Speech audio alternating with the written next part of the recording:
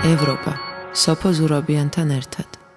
გამარჯობა თქვენ უსმენთ რადიო ქალაქს გადაცემას ევროპა სოფო ზურაბიანთან ერთად. ჩვენი დღევანდელი სტუმარი გახლავთ გიორგი ონიანი, საერთაშორისო გამჭვირვალობის აღმასრულებელი დირექტორის მოადგილე და გიორგისთან ერთად ჩვენ დღეს ვსაუბრობთ წერილზე, რომელიც არასამთავრობო ორგანიზაციებმა 73-მა არასამთავრობო ორგანიზაციამ გაუგზავნა ნატოს გენერალურ მდივანს და რომლის შინაარზეც ჩვენ ახლა გიორგისთან ერთად ვისაუბრებთ. მადლობთ. გამარჯობა, დიდი მადლობა მოწვევისთვის. ჩვენი გადაცემის სტუმარი და კითხვა გიორგი, როგორც წესი საერთაშორისო გამჭვირვალობა საქართველოს არ გამოირჩევა ხოლმე ასეთ საერთაშორისო საკითხებში ასეთი აქტუალური თემების ხელმოწერით.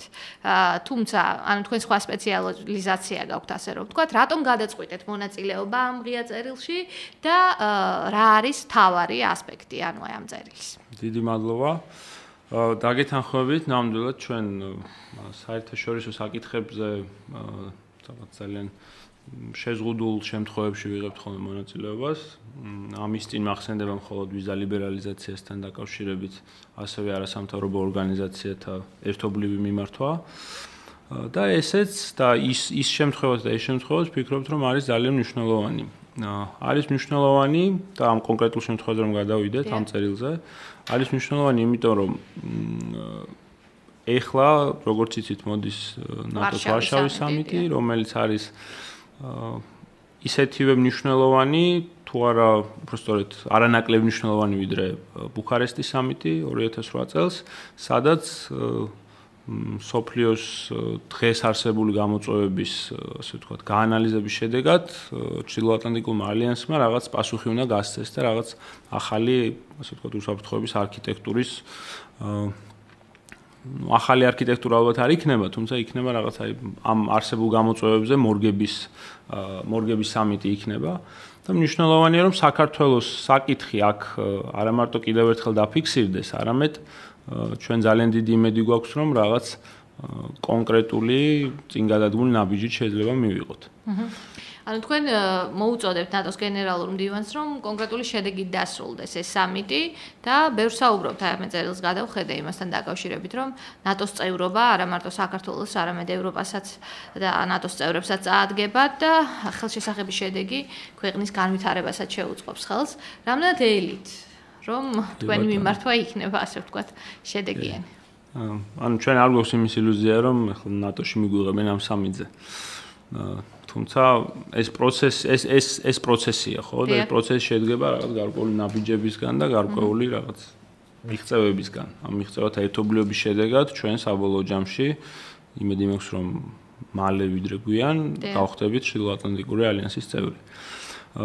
ჩვენ ამ წერილით გვინდოდა გვეჩვენებინა სამოქალაქო საზოგადოების კონსოლიდირება ამ თემის გარშემო, რომ ეს არის ნამდვილად მთელი საზოგადოების, თუ ვიმედოვნებ, რომ მთელი საზოგადოების, ყოველ შემთხვევაში ძალიან დიდი ნაწილის, ასე ვთქვათ, გააზრებული და სრულყოფილი სურვილი, რომ გავხდეთ ჩრდილოატლანტიკური ალიანსის წევრები და ამ ოჯახის ნაწილი.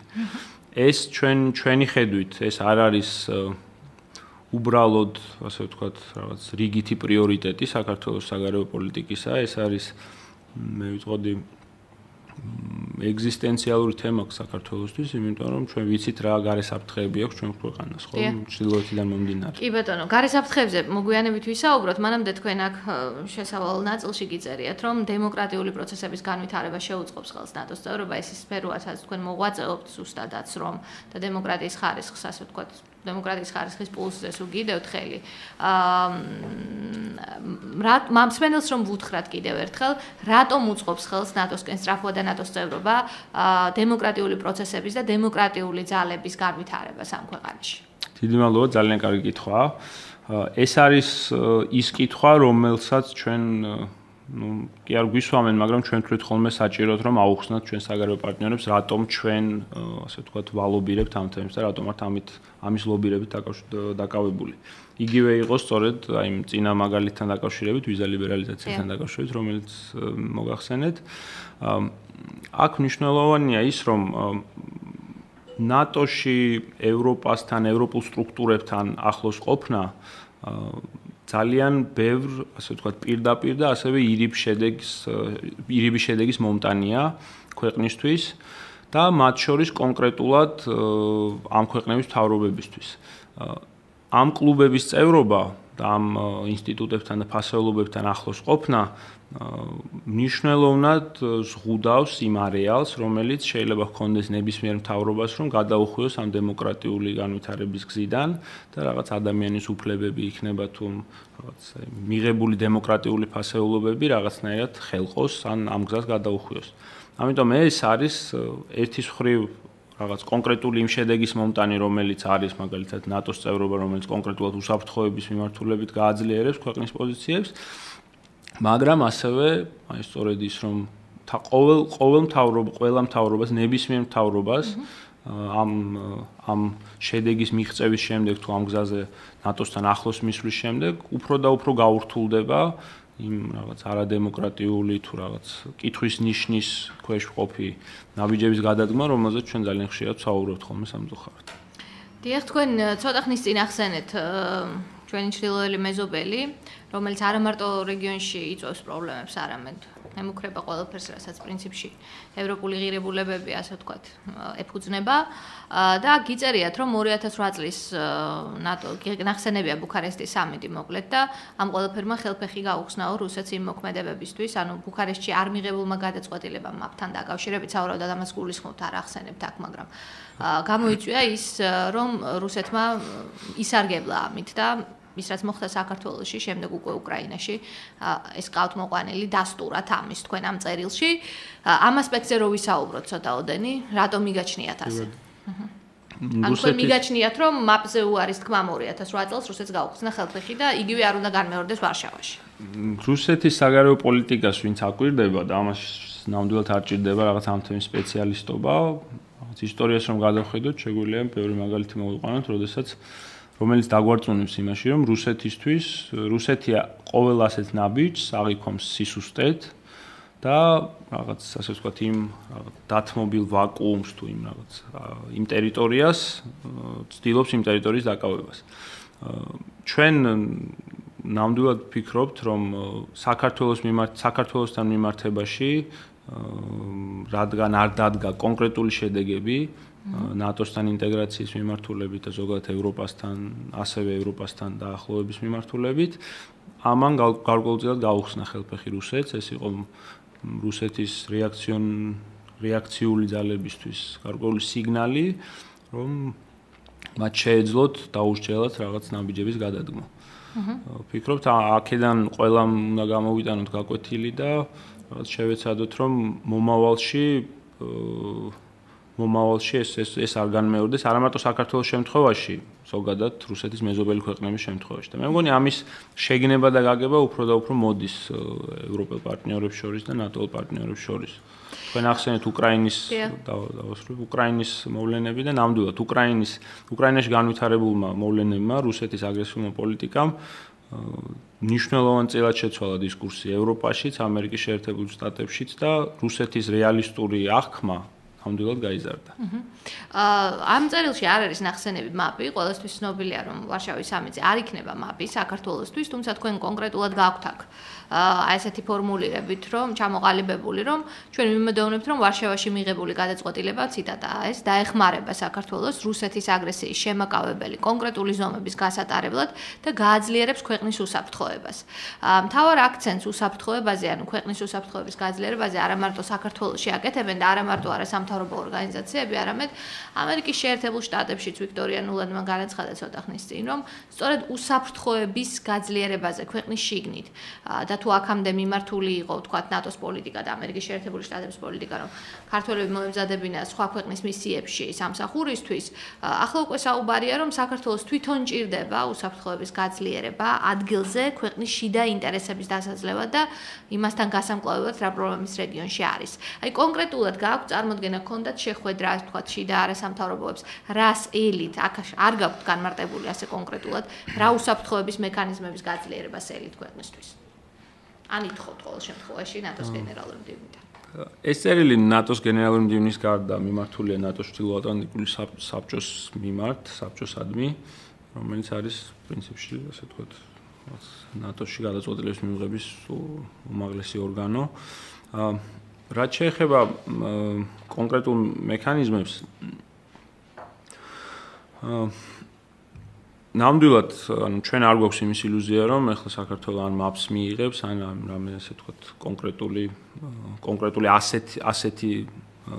ასეთი ტიპის გადაწყვეტილება იქნება მიღებული მე გულისხმობ ასეთ ინსტიტუციონალიზებულ მექანიზმს რომელიც როგორც არის MAP-ი თუმცა საბოლოო მიზანი ამ ყველაფრის და საბოლოო ჯამში საქართველოს ნატოში წევრობის საბოლოო მიზანი არის საქართველოს უსაფრთხოების გამტკიცება და ეს უსაფრთხოების გამტკიცება თუ მოხდება რამე ალტერნატიული გზებით რა თქმა უნდა თავარი მიზანი არის ამ შემთხვევაში და ნამდვილად ესეც მისასალმებელი იქნება აქ ჩვენ ასაც გულისხმობდით არის მაგალითად უფრო მეტი ის ტექნიკური შესაძლებლობები და ის ტექნიკური თანამშრომლობის მაგალითები რომელიც უკვე არსებობს და ესეც უნდა აღინიშნოს რომ ნამდვილად არსებობს მექანიზმები საქართველოს და ნატოს. ყველა საჭირო ინსტრუმენტი აქვს, თუმცა MAP-ი პოლიტიკური გადაწყვეტილება როგორც გამოცხადა მაინც საჭიროა. კი, თუმცა აი დავასრულებ ამას, ანუ ერთი არის ნატო საქართველოს საბჭო, რომელიც არის პოლიტიკური დონის, ასე ვთქვათ, დიალოგის მექანიზმი და ტექნიკური მექანიზმებიც არის, რომელიც აი სპეციალურ პაკეტს რომელიც წინა სამიძე იქნა მიღებული. და ეს საწვრთნელი ცენტრი მაგალითად რომელიც ჩამოყალიბდა თუ ჩამოყალიბების პროცესშია, ესეც ამის ნაწილია. ანუ ჩვენ გულისხმობთ რომ თუ საქართველოს თუ საბოლოო მიზანი უნდა იყოს საქართველოს უსაფრთხოების უზრუნველყოფა. მოხდება ეს MAP-ის მეშვეობით, მოხდება ეს კონკრეტულად გაწევრიანების მეშვეობით, თუ მოხდება მაგალითად სხვადასხვა მექანიზმის მეშვეობით, როგორც არის მაგალითად ხშირი საერთო სამხედრო სწავლებები ნატო პარტნიორებთან ერთად. რაც სავარაუდოა რომ იქნება. და ძალიან კარგია და ჩვენ გვინდა სწორედ ამ წერილის იდეაც ეს არის, რომ ჩვენ თქვათ და კიდევ ერთხელ უთხრათ, რომ სამოქალაქო საზოგადოება არის კონსოლიდირებული ამ მიმართულებით და ჩვენ ეს ნამდვილად გვჭირდება. ამის მიღწევის გზები ნამდვილად არის ნატოს და ჩვენი პარტნიორების ხელში. ნატოს და ჩვენი პარტნიორების ხელში, მაგრამ როგორც ნატოსთან ინტეგრაცია, ასევე ევროკავშირთან ინტეგრაცია გულისხმობს ქვეყნის შიდა პასუხისმგებლობასაც. ინსტიტუტები გვეუბნებიან, რომ როგორც კი მოხვალთ და იქნებით მზად ამ სტანდარტების დაკმაყოფილებისთვის, მაშინ მოვა თქვენთვის მეტი სარგებელი ამ ინსტიტუტებთან ურთიერთობას. თქვენ ახსენეთ ვიზა ლიბერალიზაციის მხარდაჭერებიც იყავით და ხელმომწერებიც. აი, განსაკუთრებით ევროკავშირთან ურთიერთობაში შესაძლოა ვიზა ლიბერალიზაცია არ არის პირდაპირ მიბმული ქვეყნის შიდა პროცესებთან, თუმცა აი ამ გაჭიანურების მომენტში, როცა გადაიწია ზაფხულიდან, თქვათ, ეხლა სექტემბრამდე ან წლის ბოლომდე უვიზომი მოსვლის სავარაუდო თარიღმა, გააჩინა კითხვები ევროპარლამენტარებში განხილვების დროს და ასე შემდეგ, რომ კი, საქართველოს შეასრულა ყველა ტექნიკური ინსტრუმენტი ძალიან მაღალ დონეზე, მაგრამ პოლიტიკური გადაწყვეტილება წინ. ვფიქრობ თუ არა რომ არჩევნების წინ ქვეყნის შიგნით მიმდინარე პროცესები ასე თუ ისე მაინც მოახდენს გავლენას პოლიტიკურ გადაწყვეტილებაზე, ვინაიდან საბჭოს შემდეგ გადაწყვეტილება ევროპარლამენტმაც უნდა მიიღოს.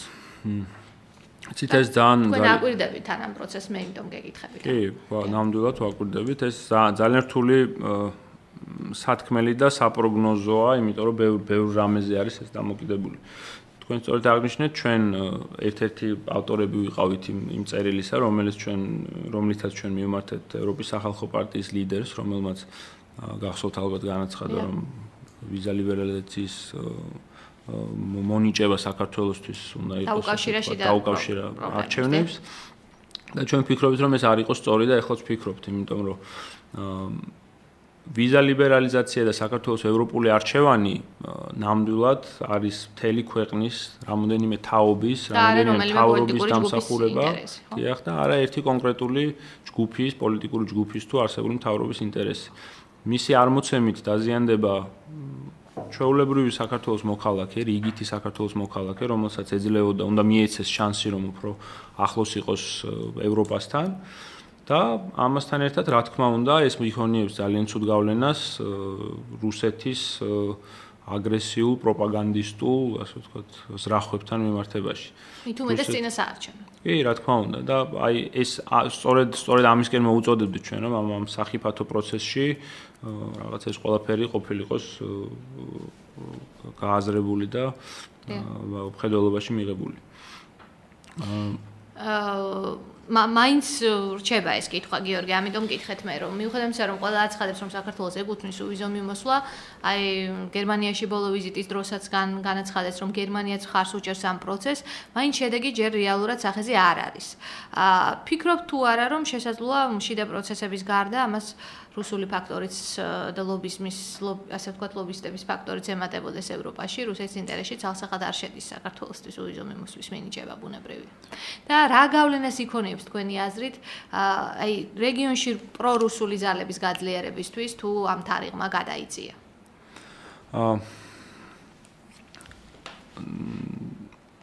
აი ამას ვაუბრობდით წინა კითხვაზე პასუხშიც, რომ ნამდვილად პრორუსულ ძალებს სამწუხაროდ ხელი შეეწყობათ ამ თუ ეს შედეგი ძალიან მალე არ დადგა. თუმცა მინდა ასევე გითხრათ, რომ მე გარკვეულწილად ოპტიმიზმით ვარ გამსჭვალული, მაგალითად გერმანიაში ბოლო ვიზიტის მთავრობის მეთაურის გერმანიაში ვიზიტის შემდეგ, როდესაც იქ ხაზგასმით იქნა ნათქვამი, რომ ეს შეჭერების მექანიზმთან კავშირში კონკრეტულ ევროპის შიდა პრობლემებთან იყო კავშირში და არა საქართველოს შიდა პოლიტიკურ ვითარებასთან. თუმცა ახლა ვერ გეტყვით რამდენად ეს კონკრეტულად ვიზა ლიბერალიზაციაზე იქონიებს გავლენას, მაგრამ ქვეყანაში პერსპექტივაზე ალბათ იქონია. ევროპულ პერსპექტივაზე ქვეყნის ზოგადად შეფასებაზე და დემოკრატიის ხარისხზე ნამდვილად იქონიებს გავლენას ისეთი ფაქტები, თუ რომელიც რაღაც ანუ ჩვენ უნდა ვიცოდეთ რომ ჩვენ ახლა გვაკვირდება მთელი მსოფლიო განსაკუთრებული ყურადღებით, იმიტომ რომ საქართველოს 2012-ში ჩააბარა ტესტი და პირველად მოხდა დემოკრატიულად ხელისუფლების გადაცემა მშვიდობიანად არჩევნების გზით, მაგრამ ეს რომ აღიქმებოდეს როგორც პრაქტიკა სუმცირე მეორედ უნდა განმეორდეს, ხომ ეს? ამიტომ თავისუფალი დემოკრატიული და ასე ვთქვათ ღია და ესეთ პლურალისტურ მედია გარემოში ჩატარებული არჩევნები არის ძალიან მნიშვნელოვანი. ამიტომ გეუბნებით, ანუ ბევრი რამ შეიძლება მოხდეს არჩევნებამდე, არ ვიცი ზუსტად ეს და არავინ არ იცის ეს იქონიებს თუ არა გავლენას კონკრეტულად ვიზა ლიბერალიზაციაზე, თუმცა დემოკრატიის ხარისხზე და საქართველოს შეფასებაზე დასავლელი პარტნიორების მხრიდან ნამდვილად იქონიებს გავლენას. კი ბატონო, და განსაკუთრებით ნატოს გენერალური მდივანიც ხშირად უსვამს ხაზს ინტერვიუებში იმას, რომ დემოკრატიული პროცესების განვითარება ქვეყანაში, საქართველოში ძალიან მნიშვნელოვანია ნატოსთვის და ისინი აღვირდებიან ყველა არჩევნებს ამ ქვეყანაში. ვარშავის სამიტი არჩევნებამდეა 8-9 ივლისს, ასე რომ ვიმედოვნებთ, რომ თქვენი წერილი მიაღწევს ადრესატამდე და იქნება რეაგირებული. ერთ-ერთი მიზანი კიდე ჩვენაც ქონდა ამ წერილის გამოქვეყნებით იყო, რომ არა მხოლოდ სამოქალაქო საზოგადოების კონსოლიდირება მოგვეხდინა, არამედ მიგვეცა მაგალითი თუნდაც პოლიტიკური ძალებისთვის, რომ მათაც იგივე ნაბიჯი გადაედგათ, იმიტომ რომ დამინჯერეთ ახლა ერთია პოლიტიკური გადაწყვეტილება, რომელსაც ჩვენ ვიძახით მაპთან დაკავშირებით და ბევრ სხვა გადაწყვეტილებასთან მიმართებაში, მაგრამ მეორე არის რაღაც კონკრეტული ბიუროკრატიული, კარგი გაგებით ბიუროკრატიული აღქმა ამ პროცესის და სწორედ ამ ბიუროკრატიული აღქმისთვის ძალიან მნიშვნელოვანია რომ დაინახონ იქ რომ საქართველოს საზოგადოება, მთავრობა, პოლიტიკური ძალები ნამდვილად ერთიანი არიან ამ მიზნისკენ მიმავალ გზაზე. ელით რა იმ მსგავს პოლიტიკური წრეებისგან საერთო ძალიან კარგი იქნებოდა თუ ეს მოხდებოდა. მოხერხებადია თქვენი აზრით. ნამდვილად ვერ ვიტყვი მეც და აი დიდ ბრიტანეთზე საუბრობდით ცოტა ხნის წინ და დიდი ბრიტანეთი სწორედ ის თემაა, სადაც მაგალითად ევროკავშირის დატოვების მოწინააღმდეგეები არიან როგორც მმართველი კონსერვატორები დევიდ კემერონის თამადობით, ასე ვთქვათ, ასევე მისი ოპოზიციური პარტია ლეიბორისტებიც, ან როცა ქვეყნის რაღაც ძალიან მნიშვნელოვან თემას ეხება საგარეო ურთიერთობებში საქმე, ამ შემთხვევაში ქვეყნის შიგნით პოლიტიკური ძალები, როგორც წესი ერთიანი არიან, თუმცა ეს ისეთი მაღალი დონის პოლიტიკური წესრიგის მქონე ქვეყნებშიც, როგორც დიდი ბრიტანეთია, ასე რომ ვიმედოვნოთ, რომ ჩვენთან დაკავშირებითაც ეს სიახლე, ასე ვთქვათ, ქართულ პოლიტიკაში მოვა. ჯერჯერობით კი ხელთ გვაქვს არასამთავრობოების წერილი, 73 არასამთავრობო აწერს ხელს ღია წერილს ნატოს გენერალური მდივნისადმი და ითხოვს, რომ უფრო ხელშესახები იყოს შედეგი ვარშავის სამიტზე საქართველოსთვის. დიდი მადლობა. შევხვდებით ერთმანეთს უჩვენებასა და პარასკევს გადაცემაში ევროპა სოფო ზურაბიანთან ერთად მადლობთ.